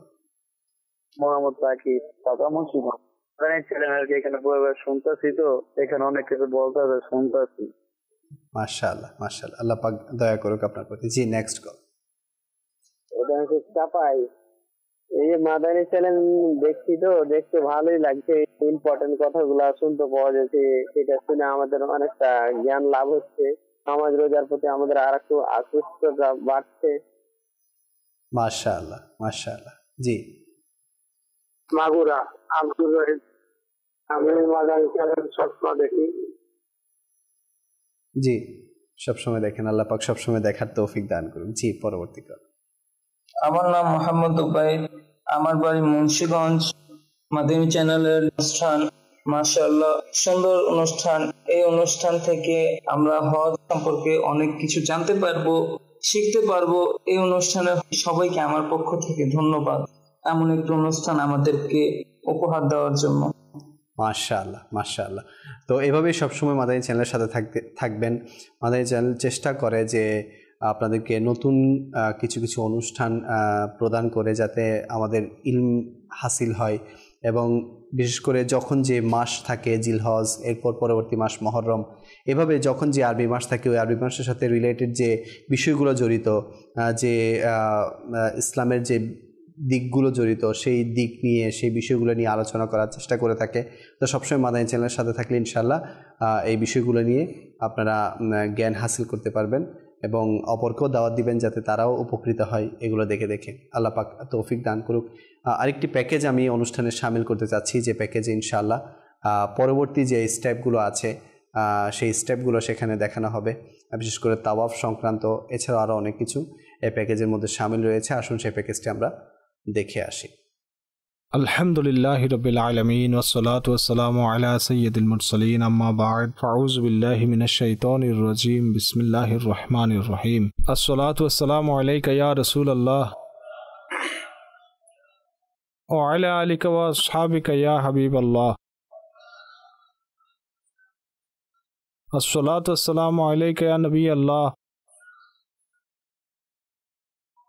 ওয়া আলা আলিকা ওয়া আসহাবিকা ইয়া নূরাল্লাহ। এখন কোন দোয়া করব? কাবার সামনে আছে, প্রথম দৃষ্টি কিবলা শেখ তরিকাত আমির আহলে সুন্নাত। খুবই সুন্দর কথা তার কিতাব রফিকুল হারামাইনে লিখেছেন। আল্লাহ ও রসুল সাল্লাল্লাহু আলাইহি ওয়াসাল্লামের সন্তুষ্টি প্রত্যাশী সম্মানিত আশিকানে রসুল যদি তাওয়াফ ও সাই ইত্যাদি প্রতিটি জায়গায় অন্য কোনো দোয়ার পরিবর্তে দরুদ শরীফই পড়তে থাকেন, তাহলে এটি সবচেয়ে উত্তম। ইনশাআল্লাহ দরুদ ও সালামের বরকতে সব ধরনের সমস্যার সমাধান হয়ে যাবে। তা গ্রহণ করো যা মুহাম্মদুর রাসূলুল্লাহ সাল্লাল্লাহু আলাইহি ওয়াসাল্লামের সত্যিকারের ওয়াদাতে সকল দোয়া থেকে উত্তম এবং উৎকৃষ্ট। অর্থাৎ এখানে এবং সকল স্থানে নিজের জন্য দোয়ার পরিবর্তে তার হাবিব সাল্লাল্লাহু আলাইহি ওয়াসাল্লামের উপর দরুদ পড়ুন। রাসূলুল্লাহ সাল্লাল্লাহু আলাইহি ওয়াসাল্লাম বলেছেন, এমনটি করলে আল্লাহ আযজা ওয়া জাল্লা তোমার সকল কাজ সম্পাদন করে দিবেন, তোমার গুনাহ ক্ষমা করে দিবেন। সুবহানাল্লাহ। তাই যখনই কাবা মুআজ্জামার উপর দৃষ্টি পড়বে 3 বার লা ইলাহা ইল্লাল্লাহু ওয়াল্লাহু আকবার পড়ুন, অতঃপর দরুদ শরীফ পড়ুন, আর এখন দোয়া পড়ুন। এখন এখানে খুব মনোযোগ সহকারে আপনাকে দোয়া করতে হবে, খুব রোনাজারি করতে হবে। করিমের দরবারে এসেছি, রহিমের দরবারে এসেছি, যতটা সম্ভব দোয়া করুন। নিজের জন্য দোয়া করুন, নিজের পরিবারের জন্য দোয়া করুন, প্রিয় নবী আলাইহিস সালাতু সালামের সমস্ত উম্মতের জন্য দোয়া করুন, নিজের দুনিয়া নিজের আখিরাতের জন্য রবের কাছে দোয়া করুন। অনেক মানুষ আপনাকে দোয়ার কথা বলেছেন, তাদের জন্য দোয়া করুন। আমরা গুনাহগারেরা আপনার কাছে আরজ করছি, হে হজে গমনকারীরা আমাদেরকে ভুলে যাবেন না, আমাদের জন্য দোয়া করবেন, আমাদের উপস্থিতির জন্য, আমাদের মাগফিরাতের জন্য এবং আমাদের দুনিয়া ও আখিরাতের কল্যাণের জন্য দোয়া করবেন। আর সুবহানাল্লাহ যদি এই শের পড়ে নেন অথবা এই দোয়া করে নেন, ইয়া আল্লাহ ভবিষ্যতে আমি তোমার দরবারে যেই নেক দোয়া করব নিজ বাদান্যতায় সেসব দোয়া কবুল করিও। হে আল্লাহ আমাকে মুস্তাজাবুদ দাওয়াত বানিয়ে দাও যাতে পরের দোয়া সমূহ কবুল হয়ে যায়। আলা হযরতের ওই শের আছে না, या इलाही जो दुआएं नेक हम तुझसे करे कुदसियों के लब से आमीन, रब्बना का साथ हो हाथ उठते ही पर आए हर मुद्दा, वो दुआओं में मौला असर चाहिए। দোয়া করতে করতে এখন আপনাকে তাওয়াফের প্রস্তুতি নিতে হবে। এখন তাওয়াফের জন্য প্রথমে মনোযোগের সাথে দেখে নিন কাবায়ে শরীফে হাজরে আসওয়াদ কোথায় আছে। হাজরে আসওয়াদের একদম সোজাসুজি গ্রিন লাইটও বিদ্যমান আছে। আমি পুনরায় দাঁড়াচ্ছি। এখন আমি আপনাদেরকে বলবো যে যখন আপনি কাবার সামনে পৌঁছে আপনি তাওয়াফ শুরু করবেন, তখন আপনি আপনার ডান কাঁধকে একে খোলা রাখবেন। এটি করা সুন্নত, আর একে বলা হয় ইজিতিবা। আর মনে রাখবেন যে কিছু মানুষ সম্পূর্ণ সফরই ডান কাঁধকে খুলে রাখেন, এটি করা উচিত নয়। ডান কাঁধকে আপনি শুধুমাত্র তাওয়াফরত অবস্থায় খোলা রাখবেন। বাকি অন্যান্য সময়ে যখনই আপনি ইহরাম পরবেন কাঁধ ঢেকে রাখবেন, কেননা নামাজ সমূহ অন্যান্য ইবাদতে ডান কাঁধ খোলা রাখা উচিত নয়। এখন তাওয়াফ শুরু করার পূর্বে আপনি আপনার ডান কাঁধ খুলে দিলেন। এখন একদম হাজরে আসওয়াদের সামনে চলে আসুন। হাজরে আসওয়াদের সামনে এসে প্রথমে আপনি নিয়ত করবেন, আমি তাওয়াফের নিয়ত করছি। এখন দেখুন অ্যানিমেটেড দেখানো হচ্ছে। হাজরে আসওয়াদের একদম সামনে এসে আপনাকে আপনার কাঁধ এবং চেহারার মাঝামাঝি এভাবে হাত উঠাতে হবে। বিসমিল্লাহি আলহামদুলিল্লাহি ওয়াল্লাহু আকবার ওয়াসসালাতু ওয়াসসালামু আলা রাসূলিল্লাহ। এটি পড়ে আপনি আপনার হাতকে চুমু দেবেন। বিসমিল্লাহি আল্লাহু আকবার বলেও চুমু দিবেন। যদি সম্পূর্ণ মনে না থাকে অন্যথায় মুখস্থ করে নিন। চুমু দিলেন, মূলত এই কাজটিকে ইস্তিলাম বলা হয়। আপনি ইস্তিলাম করার পর এখন আপনি এটাকে টার্ন করবেন। এখন আপনার বাম পাশে কাবা শরীফ থাকবে। আপনারা অ্যানিমেশনের মধ্যে দেখতে পাচ্ছেন আপনার বাম পাশে কাবাঘর থাকবে। আর এখন আপনি প্রথম 3 চক্করে একটু দ্রুত হাঁটবেন। একে রমল বলা হয়। যদি ভিড় থাকলে মনে হচ্ছে যে আপনি দ্রুত গতিতে হাঁটলে তাহলে কেউ কষ্ট পাবে, তাহলে আপনি নর্মাল ভাবে হাঁটুন। কিন্তু আপনি যদি দেখেন যে স্পেস আছে, জায়গা আছে, আমি একটু হেঁটে দেখিয়ে দিচ্ছি রমল কিভাবে করতে হয়। অর্থাৎ গর্বের সাথে হাঁটতে হবে। সিনাকে একটু চওড়া করে মুষ্টিকে বদ্ধ করে নিন এবং ছোট ছোট কদম ফেলে আপনাকে এই পদ্ধতিতে হাঁটতে হবে। এবং এক্ষেত্রে এটি দেখতে হবে কোনো অবস্থাতেই কারো উপর যেন কারো গায়ে আঘাত না লাগে, কারো গায়ে কোনোই না লাগে। এবং কিছু মানুষ দৌড়ঝাঁপ করে এবং অনেক জোরে দৌড়াতে থাকে, এর প্রয়োজন নেই। বাস নর্মাল পদ্ধতিতে আপনি ছোট ছোট স্টেপ নিয়ে পায়ে ভর দিয়ে এবং নিজের সিনা চওড়া করে এভাবে হাঁটতে হবে। এই পদ্ধতিতে হাঁটা এটি প্রথম 3 চক্করে। যখন 3 চক্কর পূর্ণ হয়ে গেল তখন বাকি চক্করে আপনাকে নর্মাল পদ্ধতিতে আপনাকে এই তাওয়াফ করতে হবে। প্রতিটি চক্কর যখন কমপ্লিট হবে তখন আপনাকে পুনরায় হাজরে আসওয়াদের সামনে এসে বিসমিল্লাহি আল্লাহু আকবার ওয়াসসালাতু ওয়াসসালামু আলা রাসূলিল্লাহ বলে আপনাকে ইস্তিলাম করতে হবে। একটি বিষয় মনে রাখতে হবে, 7 বার চক্কর হবে এবং 8 বার ইস্তিলাম হবে। হাজরে আসওয়াদকে 8 বার ইস্তিলাম হবে, কেননা আপনি স্টার্ট করেছেন, এন্ডও 7 চক্করের পরেই করবেন, তাহলে 8 বার ইস্তিলাম হবে। এখন তাওয়াফের সংখ্যা মনে রাখার জন্য এই তাওয়াফের তাসবিহ, জি আমি বলে দিয়েছিলাম তাওয়াফ করার পূর্বে তাওয়াফের নিয়ত রফিকুল হারামাইনে লেখা আছে। আচ্ছা, আপনি যদি আরবিতে নিয়ত না পারেন, মনে মনে নিয়ত করে নিন, বাংলায় বলে নিন, নিজ মাতৃভাষায় বলুন, আমি তাওয়াফের নিয়ত করছি। আচ্ছা, এই তাওয়াফের তাসবিহ খুব কাজে দেয়, কেননা মাঝে মধ্যে ভুলে যান যে তাওয়াফের কয়টি চক্কর হয়েছে। প্রতিটি চক্করে যদি আপনি এটি হাতে রাখেন, উপরে নিয়ে যান, তাহলে আমার 1 চক্কর হলো। আপনি যখন দ্বিতীয় চক্কর দিবেন তখন দ্বিতীয়টি উপরে উঠান, এইভাবে আপনার তাওয়াফের চক্কর মনে থাকবে। আচ্ছা, অনুরূপভাবে এটিও আপনারা ইনশাআল্লাহ মাকতাবাতুল মদিনায় পেয়ে যাবেন। অতঃপর আরো একটি বিষয় হচ্ছে তাওয়াফে কি পড়বেন, ঠিক আছে? রফিকুল হারামাইনে দোয়া লেখা আছে, প্রতিটি চক্করের পৃথক পৃথক দোয়া আছে, আপনারা সেগুলো দেখে পড়তে পারবেন। আর আপনি চান তো আপনার অন্তরে যেসব দোয়া পড়তে চান, যেসব কোরআনী আয়াত আপনার মুখস্থ আছে, অর্থাৎ আপনি কিছু জিকির আজকার করতে পারেন। 1 চক্করে কালিমায়ে তাইয়্যিবা পড়ুন, অতঃপর দরুদ শরীফ পড়ুন, অতঃপর ইস্তিগফার পড়ুন। এভাবেও আপনি তাওয়াফে জিকির আজকার করতে পারেন। যেসব দোয়া পড়তে ইচ্ছে হয় সেসব দোয়া পড়ুন, ঠিক আছে? যদি আপনার মনে হয় আমি কিছু মুনাজাত আমার মনে মনে পড়বো, আমার নিজ গুনাহের কথা মনে পড়ছে, হ্যাঁ, যদি আপনার গুনাহ মনে পড়ে যায় তখন আপনার অশ্রু প্রবাহিত হবে। এভাবে যা আপনি মন লাগিয়ে করতে পারেন। তবে একটি কথা মনে রাখবেন, আপনি জিকির করুন, আপনি দোয়া পড়ুন, আপনি মুনাজাত করুন, এতটুকু আওয়াজে পড়বেন যেন কারো কষ্ট না হয়। দেখা গেল আপনি উচ্চ আওয়াজে পড়ছেন, অন্য হাজিরা তো পাশে হাঁটছেন, তারাও তাদের ওজিফা পড়বেন। আচ্ছা, এখানে আরো একটি সতর্কতা অবলম্বন করতে হবে। আমরা তো ইহরামে আছি, আমাদের আশেপাশে ইসলামী বোনেরাও আছেন, নারীরা আছেন, আর তাদের সকলের চেহারা খোলা থাকে। এখন এটি আপনার জন্য পরীক্ষা। তারা আল্লাহর ঘরের বান্দা, আমরা তাদের দিকে তাকাতে পারবো না। আমাদের তো নিজের গুনাহ স্মরণ করতে হবে, আমাদেরকে নিজের অপরাধ, এখন আল্লাহ না করুক সেখানেও যদি এসব করে তাহলে কি অবস্থা হবে, একটি বিষয়। দ্বিতীয় আরেকটি বিষয় হচ্ছে, মানুষ মাআযাল্লাহ আরো একটি ভুল করেন, বাস সব জায়গায় সেলফির অভ্যাস হয়ে গেছে। এখন সেখানেও মোবাইল বের করে তাওয়াফের ভিডিও বানায়, ছবি ওঠায়, সেখানে নারীদের দৃশ্যও আছে। কিছু মানুষ এর ফলে খুবই অসন্তুষ্ট হন, আর তাদের অসন্তুষ্ট হওয়ার অধিকার আছে। এরা আমাদের পরিবারের নারীর সদস্য, আর আপনি ভিডিও করছেন। অবশ্য এসব কাজ থেকে আপনি নিজেকে দূরে রাখুন, বাস আল্লাহর স্মরণে লিপ্ত হয়ে নিজের গুনাহকে স্মরণ করে। আমি শুরুতে একটি কথা বলেছি যে অপরাধীর আধিক্যতা থাকে না, আমাদের শুধু এই অবস্থা হোক, বাস ক্ষমা হয়ে যাক। আমির আহলে সুন্নাত তো খুবই অসাধারণ চিন্তাধারা তাওয়াফের জন্য প্রদান করেছেন। তাওয়াফের মধ্যে যে ধাক্কা লাগে, কখনো আপনি এমনটি অনুভব করেছেন ভিড় বেড়ে গেছে? একবার আমরা আমির আহলে সুন্নাতের সাথে তাওয়াফে জিয়ারত করছিলাম, ভিড় ছিল না। আমরা এমন সময়ে গিয়েছিলাম যখন ভিড় ছিল না, তখন তিনি বললেন আমাকে ছেড়ে দিও এবং আমাকে ভিড়ের মধ্যে যেতে দিও। আমরা হতবাক হয়ে গেছি, কেন এরকম বলছেন? পরবর্তীতে যখন কথা হলো তখন বললেন এই যে ধাক্কা লাগে, এর মাধ্যমে আমার মনে পড়ছিল যখন মানুষ জান্নাতে যাবে, জান্নাতের দরজা খুলবে, হাদিসে এই শব্দ আছে, কাদের সাথে কাঁধ টাচ হতে থাকবে, ঘর্ষণ হতে থাকবে, অর্থাৎ মানুষ এমন ভিড় সহকারে, এমন প্রেসার সহকারে জান্নাতের দরজায় প্রবেশ করতে থাকবে।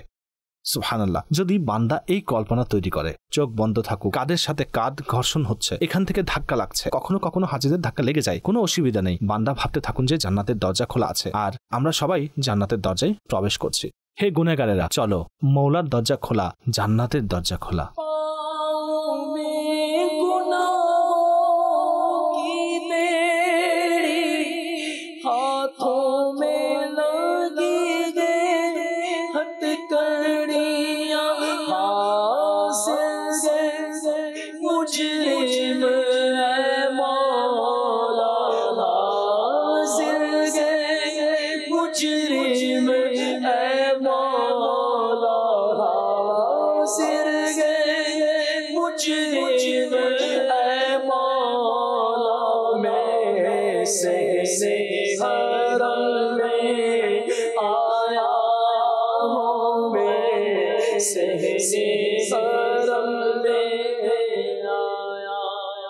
এখন আপনার তাওয়াফ কমপ্লিট হয়ে গেছে। এখন মকামে ইব্রাহিমের নিকট, যেখানে হযরত ইব্রাহিম আলাইহিস সালাতু সালামের কদমের চিহ্ন আজও বিদ্যমান আছে। যখন আপনি নিজের চোখে দেখবেন, এটি এমন মোজেজা যে কয়েক হাজার বছর অতিবাহিত হওয়ার পরও এই পাথরে হযরত ইব্রাহিমের পায়ের চিহ্ন বিদ্যমান আছে। আর সুবহানাল্লাহ, কোরআনুল কারীমের ওই আয়াত। এখন আমরা কোরআনুল কারীমের আয়াতের অংশ পড়লাম। এখন এর পাশেই আমাদেরকে নামাজ পড়তে হবে 2 রাকাত নফল ওয়াজিবুল তাওয়াফ, অর্থাৎ হ্যাঁ, মকাম ইব্রাহিমের পাশে জায়গা না পেলে কোনো অসুবিধা নেই, তার পেছনে চলে যান। সেখানেও জায়গা যদি না পান, পুরো হারাম শরীফে যে কোনো স্থানে পড়ে নিন। বরং যদি কখনো এমন অবস্থা হয় যে আপনার নিকট সুযোগই নেই, সেখানে মাকরু ওয়াক্ত হয়ে গেছে, তাহলে আপনি নফল পড়বেন না। যদি মকাম ইব্রাহিমের পাশে জায়গা না পান, তাহলে আপনি পরবর্তীতে আপনার হোটেলে এসেও পড়তে পারেন, পরবর্তীতেও হারাম শরীফে গিয়ে পড়তে পারেন। কোনো কারণে পড়তে না পারলে আপনার দেশে এসেও পড়তে পারেন, তবে সর্বোত্তম হলো সেখানেই আদায় করে নিন। যাই হোক, মকামে ইব্রাহিমে আপনি নফল আদায় করলেন, এরপরে আপনাকে মুলতাজামে যেতে হবে। হায়, মুলতাজাম জায়গাটি কাবার দরজা এবং হাজারে আসওয়াদের মধ্যবর্তী যেই জায়গা আছে, এটি মুলতাজাম। আচ্ছা, এটি প্রায় 3-4 জন লোক দাঁড়ানোর জায়গা।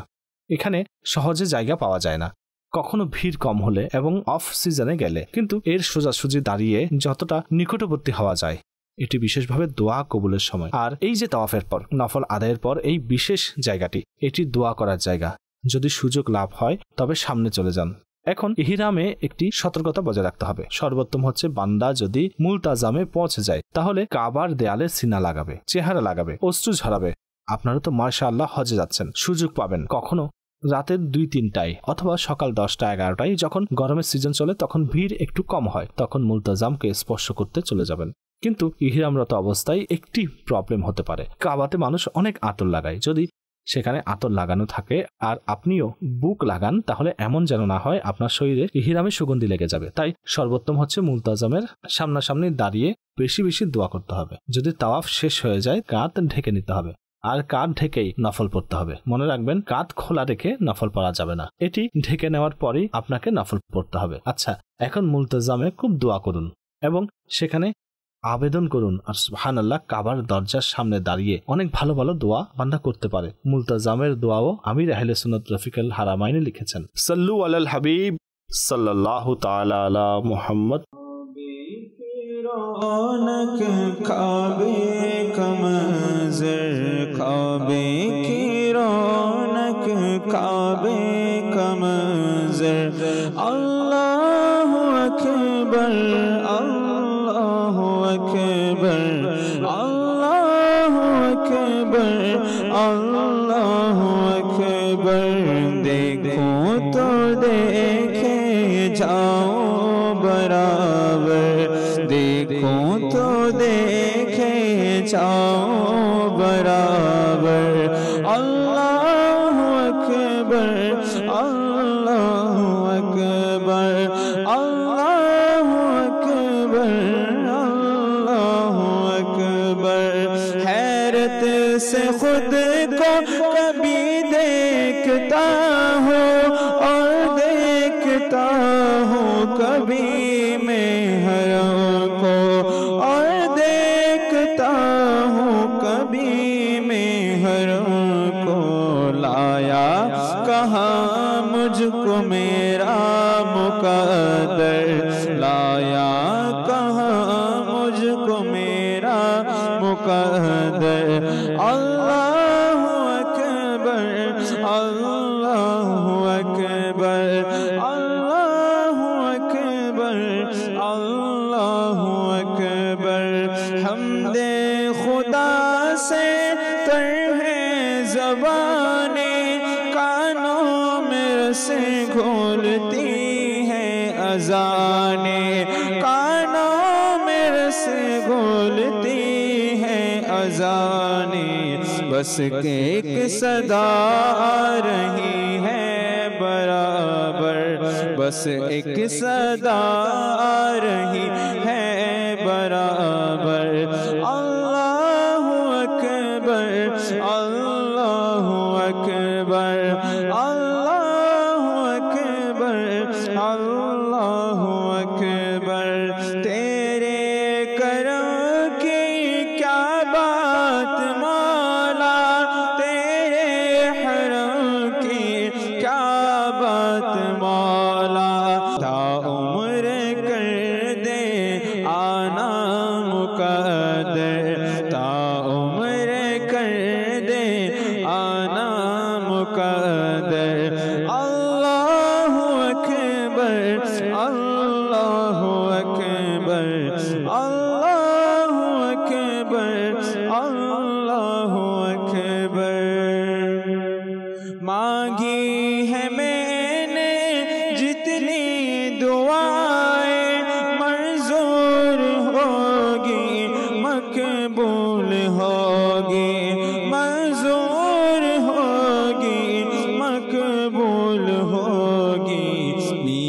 मिज़ाबे रहमत है मेरे सर पर, मिज़ाबे रहमत है मेरे सर पर।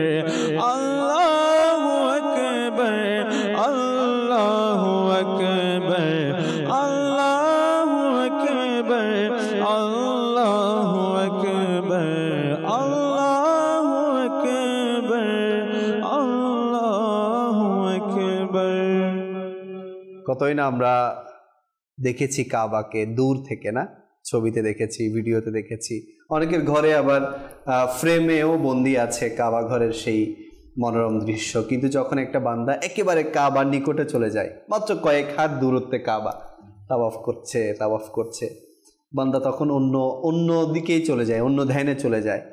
তো এবারও হয়তো বা অনেকে তাওয়াফ করছেন। এখনও আমি দেখেছি সোশ্যাল মিডিয়ার মধ্যে আজকেও কাবার মধ্যে মানে পা রাখার জায়গা নাই, এত ভিড়।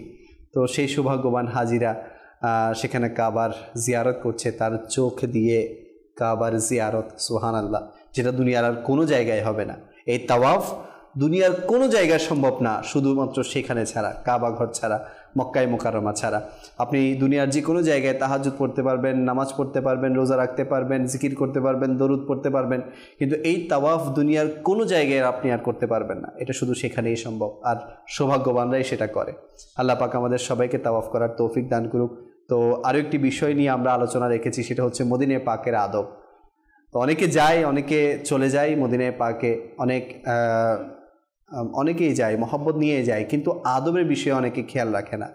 তো মদিনা পাকের আদব কিভাবে রাখতে হয়, কি কি বিষয়ে খেয়াল রাখতে হয়, আসুন আমরা শুনি।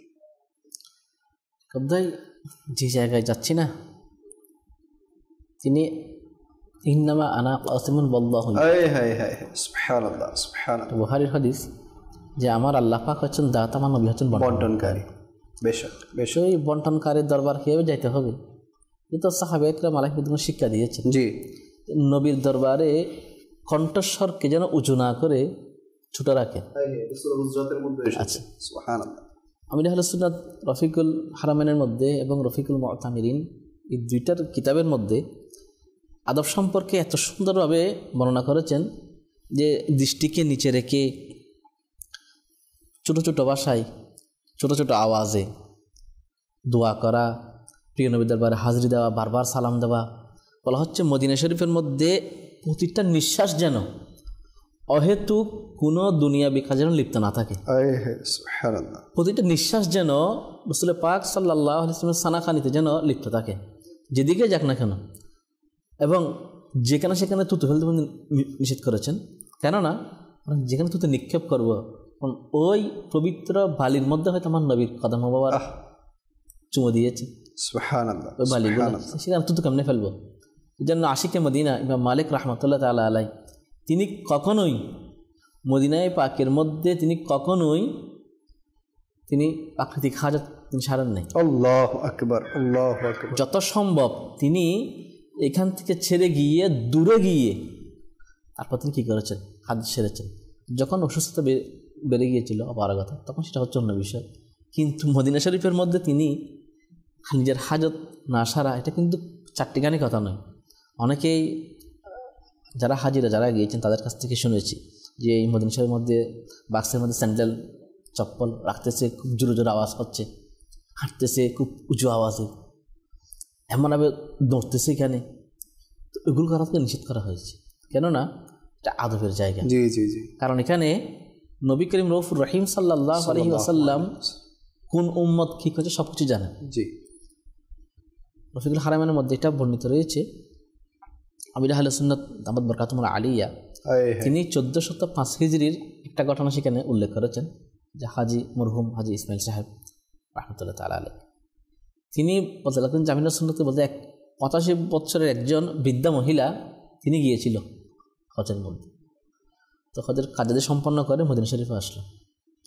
যখন আসলো তখন তিনি দেখতে লাগলেন তিনি তার বাসায় নবী করিম সাল্লাল্লাহু আলাইহি ওয়াসাল্লামকে এইভাবে সালাম দিচ্ছেন, আরজ করেছিলেন।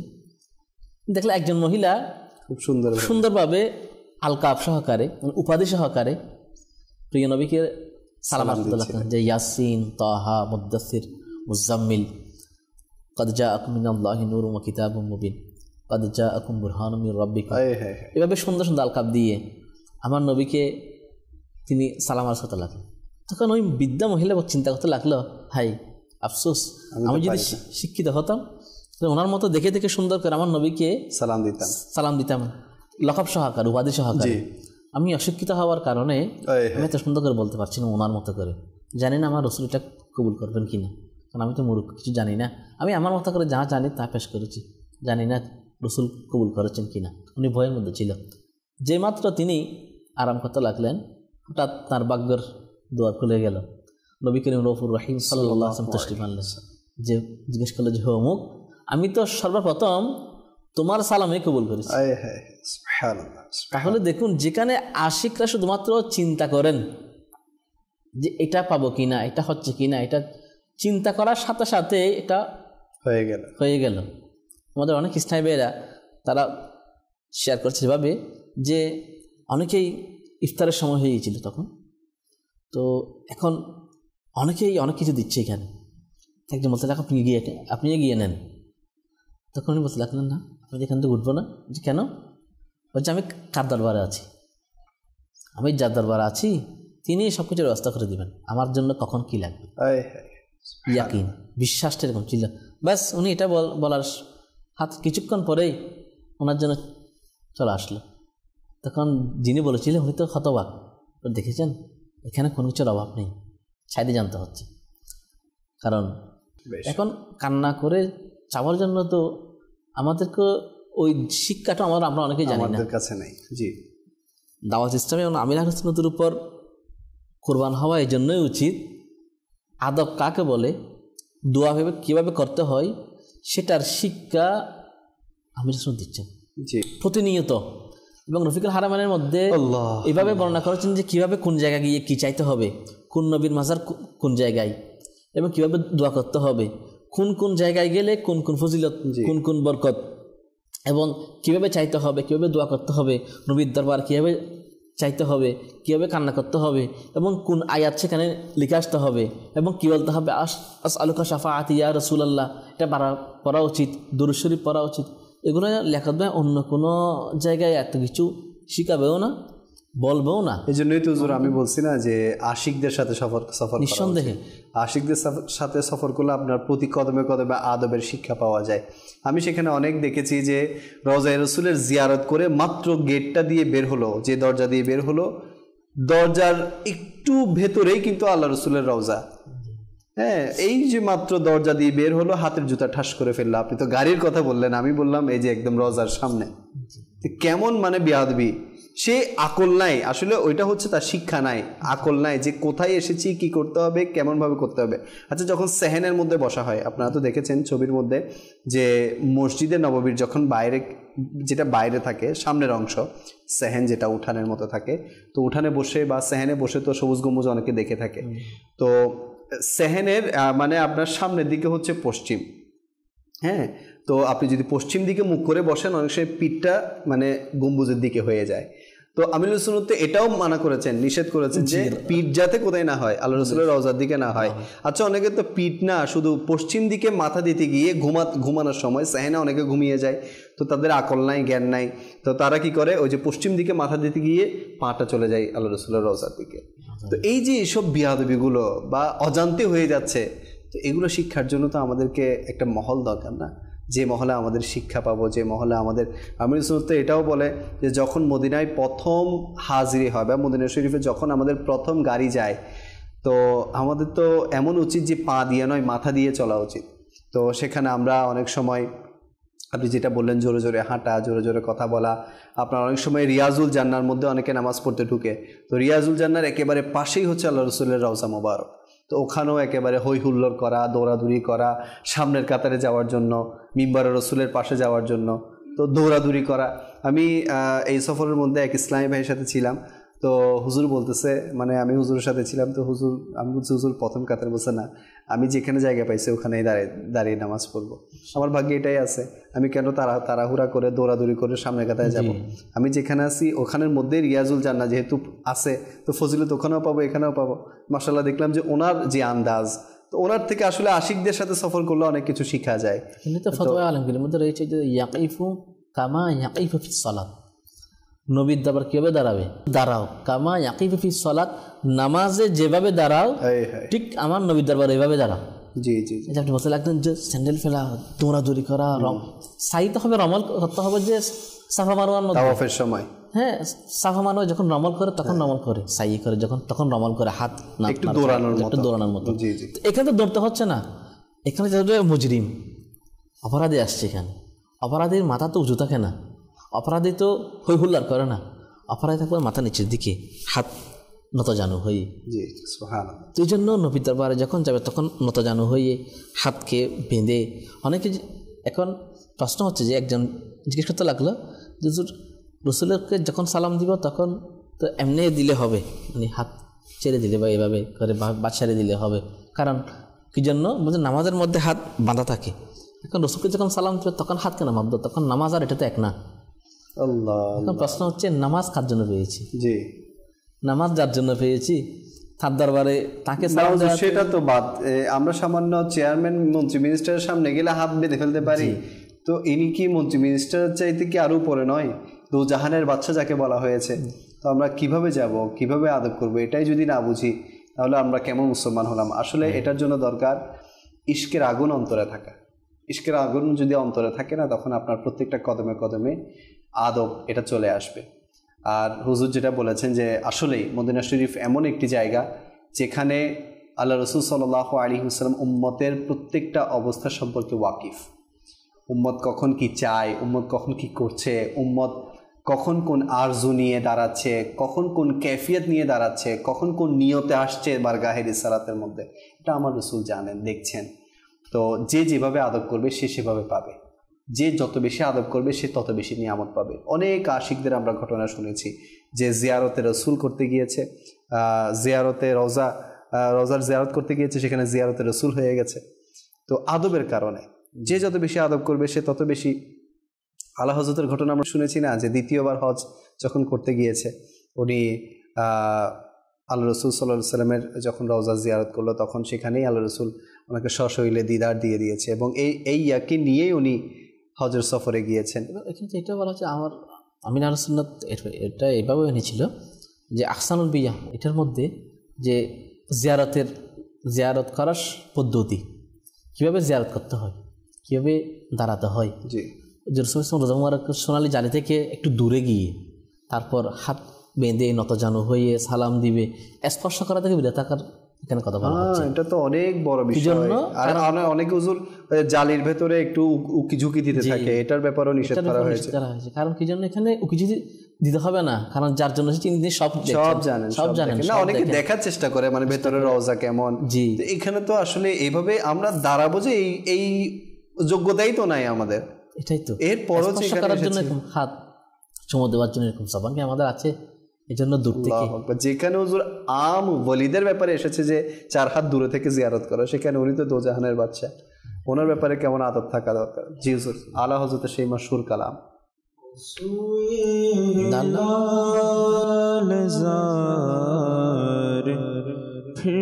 फिरते हैं उसवे लालजार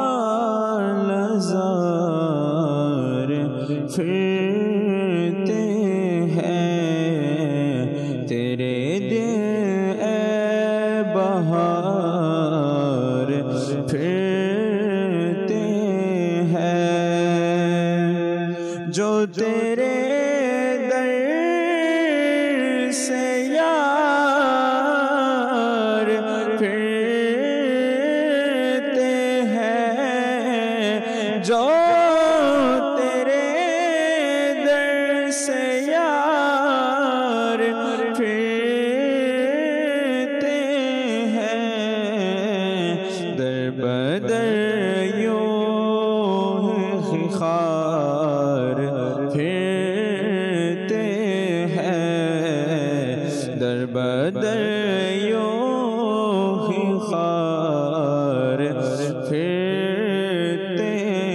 उस गली का गदा हूँ मैं जिस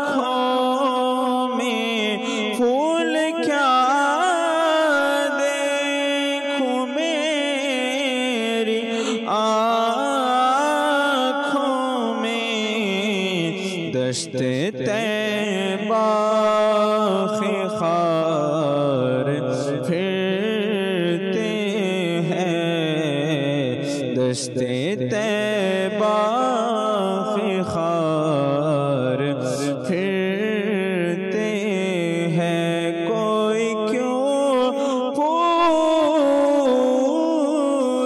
तेरी बात रज़ा, कोई क्यों पूछे तेरी बात रज़ा, तुझसे शैदा हजार फिरते हैं, तुझसे शैदा हजार फिरते हैं। उसवे लालजार फिरते हैं, तेरे दिल ए बहार फिरते हैं। আসলে প্রিয় ইসলামী ভাইরা, আমরা মদিনাতুল মুনাওয়ারায় যখনই হাজির হই, যারাই হাজির হয়, আমরা মনে করি যে মানে আমরাই অনেক বড় আশিকে রসুল না, আমাদের চাইতে অনেক অনেক বড় বড় আশিকে রসুল সেখানে ঘোরাফেরা করে। আমরা মনে করি যে হয়তো বা আমরা অনেক আদব করছি, না, আমাদের চাইতে অনেক আদববান সেখানে উপস্থিত থাকে। তো বাস ইনাদের সদকায় যদি আমাদের উপর দয়ার ভিক্ষা হয়ে যায়, আমাদের উপর দয়ার বর্ষণ যদি হয়ে যায়, এটাই আমাদের জন্য দোজাহানের কামিয়াবি হয়ে যাবে। আলা হজরত এত বড় আশিক, এত বড় আদবওয়ালা, এরপরও কেমন আজজি, ইনকিসারি, কেমন বিনয়ী, কেমন নম্রতা। এজন্যই তো আল্লাহ রসুল সাল্লাল্লাহু আলাইহি ওয়াসাল্লাম ওনাকে সশরীরে দিদার দিয়ে দিয়েছে। হ্যাঁ, এই কালাম যখন পড়েছেন আল্লাহ রসুলের দিদার ওনার নসিব হয়ে গেছে। তো এই জন্য যারা মদিনাতুল মুনাওয়ারায় যাবেন, আমি বলবো বেশি বেশি সেখানে গিয়ে কালাম শুনবেন, নাত শুনবেন, নাত পড়বেন, দেখবেন আপনার অটোমেটিক অন্তরের মধ্যে এমন একটা প্রশান্তি আসবে। আল্লাহ রসুল সাল্লাল্লাহু আলাইহি ওয়াসাল্লামের যদি সম্ভব হয় দয়াও নসিব হয়ে যেতে পারে, আল্লাহ রসুল আপনার উপর দয়া করে ফেলতে পারেন এ আপনার নাত পড়া, নাচ শোনা, আপনার বেকুলতা দেখে। আল্লাহ রসুল বাস উম্মতের বেকুলতা যখন বেড়ে যায় না, তখন আমার আকা তো দয়া করবেন ইনশাআল্লাহ। তো যেখানে গিয়েছি সেখানে যদি সমস্ত ফরিয়াদ কবুল হয়, তাহলে দিদারে রসুলের ফরিয়াদও তো কবুল হবে না। এরকম আরজু থাকতে হবে, এরকম আশা থাকতে হবে, আকাঙ্ক্ষা থাকতে হবে, পবিত্র কল্প থাকতে হবে, পবিত্র জেহেন থাকতে হবে, আমল পবিত্র হতে হবে। আল্লাহ করিম আমাদের সবাইকে মক্কা মদিনার বা আদব বা জক বা শখ হাজিরি নসিব করুক। দাওয়াত ইসলামী রফিকুল হারামাইন কিতাব প্রকাশ করেছে, এটা আপনারা আপনাদের সঙ্গী হিসেবে নিয়ে যাবেন। এটা রফিকুল হারামাইন, হারামাইনের রফিক বলা হয়েছে, বন্ধু বলা হয়েছে। তো এটা নিয়ে গেলে ইনশাআল্লাহ প্রতি কদমে কদমে আপনাদের আদব নসিব হবে, আপনাদের হুকুম আহকামগুলো সঠিকভাবে জানা হবে, মানা হবে, আমল করা হবে। সে সাথে আশিকের রসুলের 130টি ঘটনা, এই কিতাবটিও আপনারা নিতে পারেন। এবং দাওয়াত ইসলামীর অ্যাপস হচ্ছে হজ রিলেটেড, আপনারা সেই অ্যাপসগুলো ডাউনলোড করতে পারেন। কিছু অ্যানিমেশন আছে সেখানে, তাছাড়া কোন কোন দোয়াগুলো কোথায় কোথায় পড়তে হয় সেগুলো আছে, কোন কোন কালাম কোন কোন জায়গায় শুনতে হয় সে বিষয়ে বিভিন্ন কালাম সেট করা আছে।